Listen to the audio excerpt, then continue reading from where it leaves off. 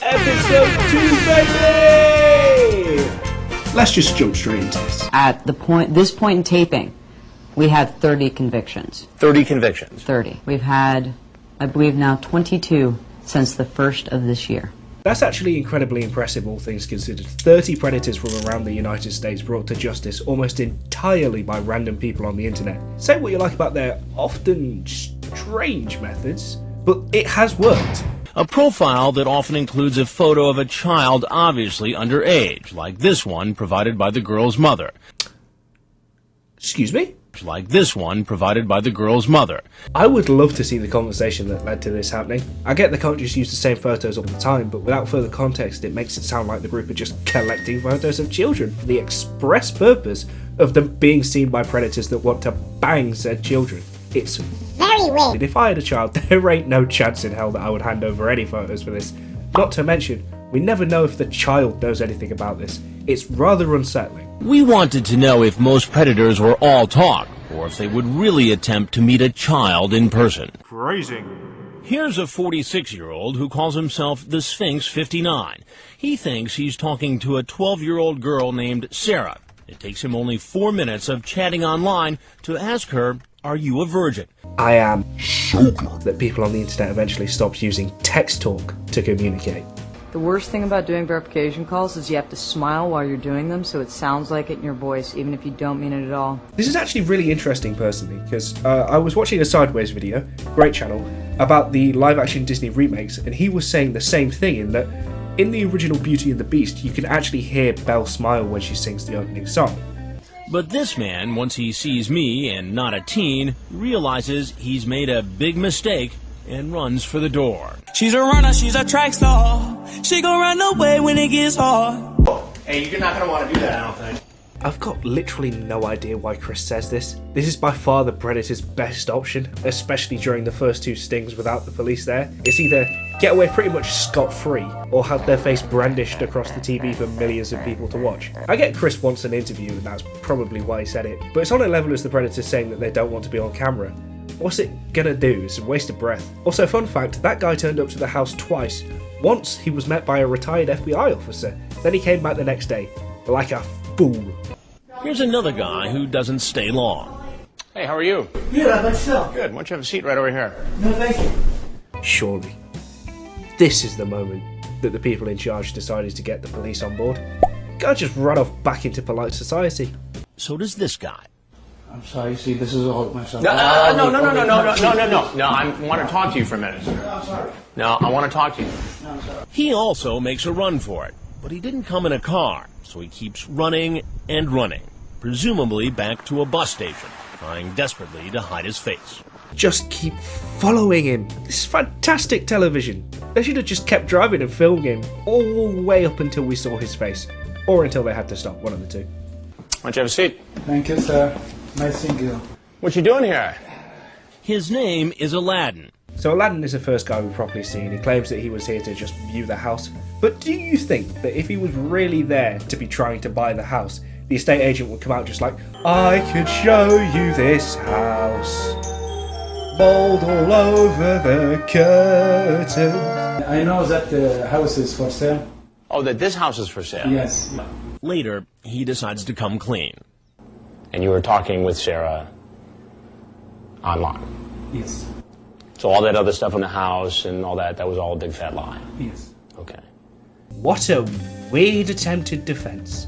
If you're gonna go with something so batshit insane, just go for it. Don't go back on it later, you look even more like a fool. Then, Aladdin apparently begins to feel faint What are you doing? and lies down on the kitchen floor. It would have been funny if this was the first Predator that got game-ended right in front of Chris, rather than a certain someone who I may or may not have made a video about. This guy kicking the bucket right here for no reason would have just been some, oh, beautiful, c'est magnifique television. Our background research reveals that Aladdin is a waiter at a Holiday Inn. And this is why I listen to Sir Lenry Henry and only stay at the Premier Inn.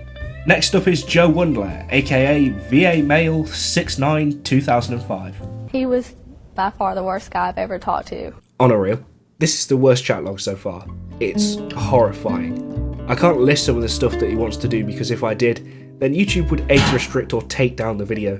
To put it in family-friendly PG clean terms, he wants to do what all of the other predators do, but with whipped cream inside of her. He wants a dog to be involved, and for the dog to do to her what he also wants to do to her, which he claims he's done with a dog before, so there's that. And he wants to give her a shower of the golden variety.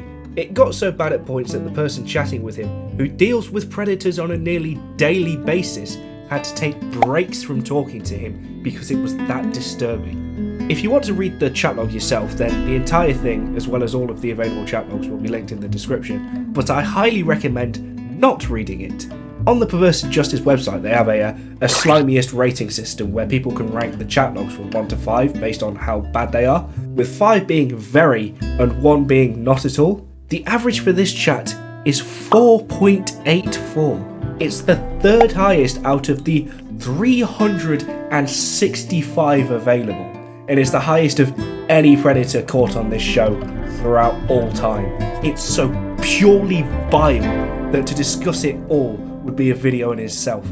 He is likely the single most disturbed predator to ever appear on the show, and it was fantastic work from Perverted Justice, Chris Hansen, NBC, the military, especially the military, because apparently they were on this case like flies on the courts, etc., to make sure that this guy ended up where he belonged, behind bars, if only for 5 years, but they also got him designated as a registered sex offender for life. Back to the more light-hearted side of these attempted child rapists. Damn, this show's existence is a sad one. We set aside 3 days to see how many men would actually show up at our undercover house. To keep track of our appointments, we set up a bulletin board. It didn't take long to fill up our calendar. Total today? 1, 2, 3, 4, 5, 6, 7, 8, 9, 10 so far. Some came bearing gifts like beer, condoms, and a pornographic tape. One man brought shoes and dinner, just what the decoy ordered. I'm actually a fairly big fan of these voiceover / montage bits. I don't know why, but I just thought that they were neat. This man letting himself into our house makes his living working with children. He's a special education teacher. Nah. Teachers that do this type of thing should have their limbs struck from their bodies and be tossed into a barren wasteland like Swindon or the town of Derby. Surprisingly, there were many men with impressive resumes. Many men, many men. You'll never guess what this man, screen name GBABBNSP, does for a living. What in the alphabet is that horrendous screen name? He's an emergency room doctor. If there is one thing that you should take away from this channel, it's don't go to Swindon. But number 2 is don't go to Derby. But then the 3rd is that this could be done by anybody, no matter their background. It could be anyone. So always stay vigilant. After we read to you part of the chat, you'll see he seemed to choose his words carefully. I'd like very much to be your friend. I don't think I even want to have sex with you until you're old enough for both of us not to get in trouble over it. This is the only time that this style of narration appears in this episode, which is a shame, especially considering how many iconic moments we'll see in future videos from this style of narration. It's odd looking back now how little this was used in the show's beginning. It's 4 o'clock in the morning in an AOL chat room. This 54-year-old man, screen named Red BD, messages a 13-year-old boy named Conrad, saying, "I'm prowling for young men." While the two are chatting online, we conduct a background check and are absolutely shocked by what this man does for a living. What do you do for a living? A rabbi. That's right, a rabbi. He's a staff member at a Jewish youth educational organization. Yeah, so this man of God was seeking a boy of God in an internet chat room. I'm so glad the FBI caught up to him, especially given the kind of work that he was doing. He's another one that needs to be chucked lifeless into the barren slums of Swindon or Wolverhampton. The chat for David K, that's his name by the way, is incredibly weird because not only does he set up a sexual date within 11 minutes of starting the convo, but also the decoy tells him that their mum dies and he ignores it at first, only to randomly bring it up later and talk about how his mum lived until 84. I was half expecting him just to bring it up so he could type skill issue and then hit the grinning. It was just so jarring. Also, he does that classic Predator thing of asking whether or not the decoy is a cop after they've sent their nudes. The combined IQ of Thatcher's rotting corpse, the entire lot of them. Here comes Special Guy 29. Up next is John Kennelly, or Special Guy 29, and he's probably on the Mount Rushmore of TCAP predators. He types, "Side garage is open. Strip to your underwear and come in. I be in mine." The man says, "I don't wear underwear." So the decoy says, "Then come in naked." 20-ish years, 3 shows, hundreds of predators later. This is still probably one of the wildest moments to take place in news or television history. No wonder the show went on to be a massive success when this is the type of guy that was on it. Also though, I do find it a bit odd that they did this with him to show intent. From the narration, nothing is mentioned about him being extra slimy, so it seems that he's just your run-of-the-mill sleazy c***. But then they had him do this to show intent? When Marvin Lackhand was told to do this, he was asking her to f*** a cat. If anything, asking this would have made more sense for Joe Wundler. Could you explain yourself? I'm sorry. Why don't you go ahead and cover up? Certainly. What would have happened, John, if I wasn't here? I probably would have chickened out, sir. I don't think anybody is even going to entertain the notion that he would have chickened out. This was far from his only sex offence, and he certainly would have done it. He was already naked, for Christ's sakes. Another serial offender caught by the show's good work, even if the way it was done was very weak. Like the men you've met so far, you're about to see others who are quick to come up with a story when confronted by an adult. But what will they say when they find out they're going to appear on national television? The predators that TCAP didn't properly show really got off lightly. In the first sting, I think only one guy was convicted, one was reinstitutionalised and one lost his job, but apart from that they all got away with just international embarrassment. But if you weren't shown in the first 2 stings, what was the punishment? A fine in the form of the cost of getting to the house. This guy named Jonas says it's all a case of mistaken identity. It's not me. I assure you. So let me get this straight. So there's another guy whose name is Jonas, right? Who happens to look like you and have the same cell phone number as you, and he has the dirty conversation about sex with a 12-year-old girl, but you didn't. But you end up showing up here anyway. The way that Chris devours Jonas like he's a whale really shows how much more comfortable Chris got as he's gone from stuttering, unsure and missing points to just nailing this guy's balls to the mast. Others are more looking for a situation where they could feel powerful, where they can again explore parts of themselves, try to do things in a situation where there is a power differential. Whatever power they thought they had, it's lost as soon as they see me. That has to be one of the coldest lines in TV history. I'm happy to tell you who I am. I am Chris Hansen with Dateline NBC, and we're doing a story on computer predators. No, come on, guy. You don't want to touch anybody. It is so funny to me that predators almost never know how to react when the camera comes out. They're almost always stunned, run, or likely try to intimidate the cameramen. Wait till you see what Special Guy 29 is up to next. I need you guys to know that there are so many jokes that I could make here. But I won't. How can we be certain that this guy in this chat room is the same guy who walked into this house last night naked? It's the same screen name. Same identical screen name. He got busted on Special Guy 29. He's changed nothing. What do you suppose the odds are that a guy like that would agree to another meeting? I would have said 0 last night after watching what happened. This is the most baffling Predator moment of all time. How do you change nothing? Sure enough, here he comes headed towards the McDonald's. I have been in television for 24 years. I just came to get something to eat. And I have very seldom been at a loss for words. Sir, I just came to get something to eat. But I don't even know what to ask you first. I just came to get something to eat. He later changes his story. Last night, you walked into a house in suburban Washington, naked, with a 12-pack of beer, yes or no? Yes. Okay. Today, you're on the internet again. You have an inappropriate conversation with a boy you think is 13, and you set up a meeting here at this fast food restaurant.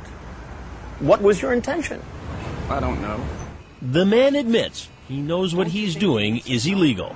Then why do you do it? I need help, and that's what I'm seeing a psychiatrist for. As incredible as this looks, that a man would do this twice in 2 days, Lieutenant Jacoby isn't all that surprised. This is probably the goated TCAP interaction. Chris's stunned speech, John Kennelly looking dumbfounded. I just came to get something to eat! It's all perfect TV. TCAP at its finest. Your chances of getting caught are probably fairly slim. Maybe that's why so many of the men who visited our house walked in so confidently. Overconfidence is a flimsy shield. Earlier this week, he resigned his staff position, informing his employer he was going to be featured in this Dateline story. He also had no comment about this picture Dateline found while investigating the rabbi's background.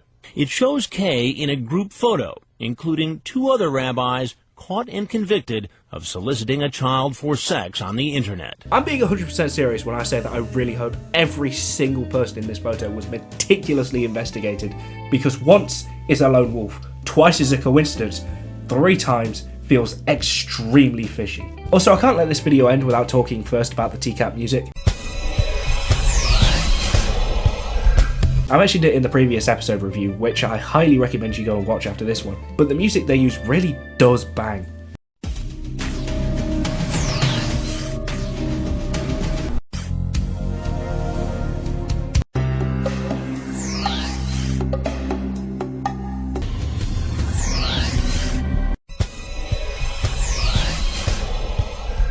This episode of To Catch a Predator was certainly more interesting than the first, but again it suffered from problems of being more of a news programme than what it turned into. That's not to say that it being a news programme is an issue, it's just a fair bit less entertaining than what it would turn out to be, and would have less content for me to sink my teeth into. Later episodes would be almost entirely about the operation and the Predators, and whilst this episode had elements of that, there is still a large amount of the show that was essentially a PSA about a parenting a child who'd gone online. Please leave a like and let me know what you thought about the video below, and I shall hopefully see you all later. Goodbye.